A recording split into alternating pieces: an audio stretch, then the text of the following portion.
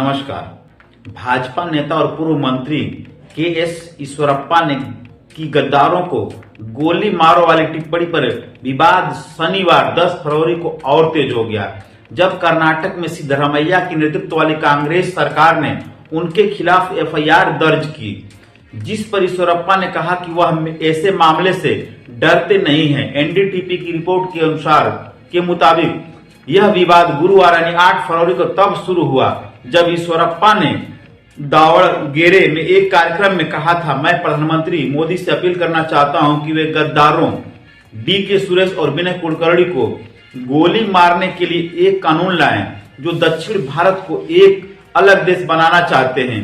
इसके बाद इलाके के निवासी हनुमन थप्पा की शिकायत के आधार पर दावणगेरे एक्सटेंशन पुलिस थाने में मामला दर्ज किया गया था। मामले पर प्रतिक्रिया देते हुए ईश्वरप्पा ने शिवमोगा में संवाददाताओं से कहा कि वह इस तरह की एफआईआर से डरते नहीं हैं। उन्होंने कहा, मैं राष्ट्रवाद और हिंदुत्व से जुड़े सिद्धांतों पर अपने खिलाफ ऐसे 100 एफआईआर से भी नहीं डरता हूं। मुख्यमंत्री सिद्धरामैया ने शुक्रवार 9 फरवरी को कहा था कि भाजपा नेता के बयान के लिए उनके खिलाफ कानूनी कार्रवाई की जाएगी, जिसके बाद एफआईआर दर्ज की गई थी। सिद्धरामैया ने इस बात पर भी आश्चर्य जताया कि वह एक राष्ट्रीय पार्टी से जुड़े नेता की भाषा है। यह दावा करते हुए दक्षिणी राज्य से एकत्र किए गए करों यानी टैक्स को उत्तर भारत में वितरित किया जा रहा है।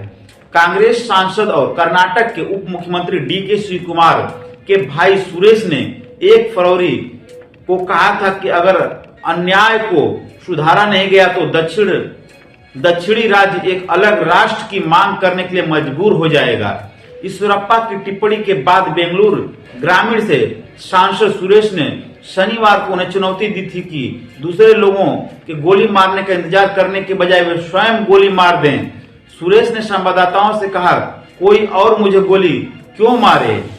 अगर आप यानी ईश्वरप्पा मुझे समय देते हैं तो मैं कर्नाटक, इसकी भूमि और कन्नड़ लोगों के खातिर आपके सामने खड़ा हो जाऊंगा। उन्होंने कहा कि वह जल्द ही भाजपा नेता ईश्वरप्पा से मिलने का समय तय करेंगे। उन्होंने कहा, आप चाहते हैं कि आपका नेतृत्व आपकी सराहना करे। आप यानी हत्यारों की तलाश में इधर उधर क्यों जा रहे हैं? मैं आपके घर आऊंगा।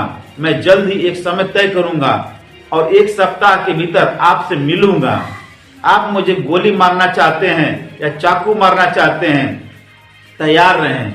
शिव कुमार ने कहा कि उनके भाई जानते हैं कि इस तरह की धमकियों से कैसे निपटना है। उप मुख्यमंत्री ने संवाददाताओं से कहा, सुरेश धमकियों से डरने वाला व्यक्ति नहीं है। हम जानते हैं कि इससे कैसे निपटना है। हम अतीत में ऐसी कई धमकियों से निपट चुके हैं। शिव कुमार ने कहा कि हर किए का फल मिलता है। उन्होंने कहा, ईश्वरप्पा ने एक बार विधानसभा में मेरे पिता के बारे में बात की थी और हर कोई जानता है कि आगे क्या हुआ। आज ईश्वरप्पा कहा है। इस घटनाक्रम पर प्रतिक्रिया व्यक्त करते हुए पूर्व मुख्यमंत्री और भाजपा नेता बी.एस. येदियुरप्पा ने कहा कि कुछ लोग ईश्वरप्पा को गद्दारों को गोली मारो वाली टिप्पणी को अलग अर्थ देने के लिए तोड़ मरोड़ कर पेश कर रहे हैं। येदियुरप्पा ने शिवमोगा में संवाददाताओं से कहा, लोग ईश्वरप्पा के बयान पर इस तरीके से बात कर रहे हैं कि उसे नकारात्मक अर्थ दिया जा सके। ईश्वरप्पा ने केवल देशद्रोहियों को गोली मारने के लिए कानून लाने की मांग की है। ईश्वरप्पा के बयान और उनके खिलाफ की गई टिप्पणियों के बीच कोई संबंध नहीं है। येदियुरप्पा ने कहा कि ईश्वरप्पा अपने खिलाफ एफआईआर का सामना करने में सक्षम हैं। ईश्वरप्पा की टिप्पणी पर प्रतिक्रिया व्यक्त करते हुए भाजपा के पूर्व मुख्यमंत्री जगदीश शेट्टर ने अपनी सीमाओं के भीतर रहने पर जोर दिया। हुबली में शेट्टर ने कहा, ईश्वरप्पा ने अपने बयान का बचाव किया है। मैंने पहले भी कई बार कहा था कि किसी को भी लक्ष्मण रेखा पार नहीं करनी चाहिए। भाजपा के पूर्व विधायक एमपी रेणुकाचार्य ने ईश्वरप्पा का समर्थन करते हुए कहा कि देश के विभाजन पर कोई भी चुप नहीं रह सकता है।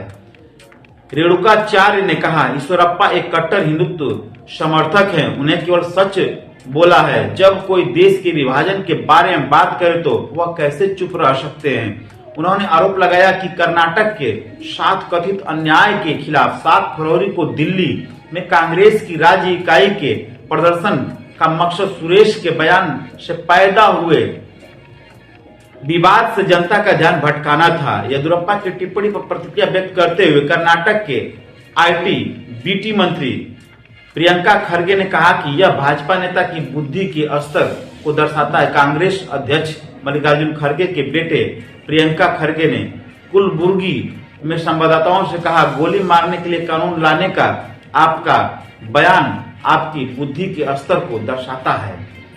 उन्होंने पहले ही राजनीति से अनैच्छिक सेवानिवृत्ति ले ली है और वह मार्गदर्शक मंडल में भी जगह नहीं बना सके।